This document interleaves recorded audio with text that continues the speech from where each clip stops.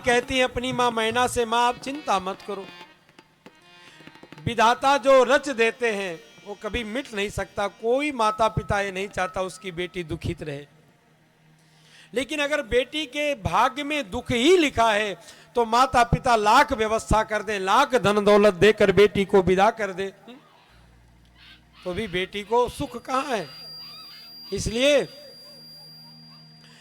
पार्वती जी कहती, जन ले हूं मातु कलंक को करना परिहरो अवसर नहीं।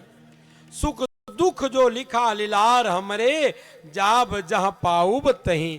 हे मां, सुख दुख जो लिखा लीलार हमरे। पार्वती जी कहती है मैना से, मां हमारे भाग्य में जो सुख दुख लिखा है, मैं जहां जाऊंगी वही मुझे मिलेगा, इसलिए आप चिंता मत करो। ऐसी बेटी होती है, बेटी बेटा से कम नहीं होती।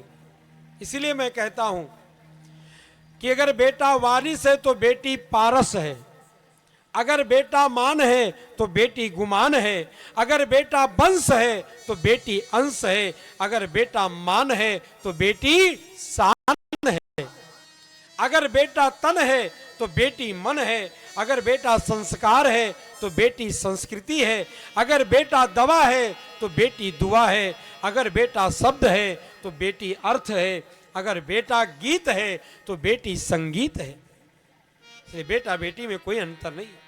बैठिए 5 मिनट अब आरती कराई देंगे। भाई खमरिया से भी लोग आए हुए हैं।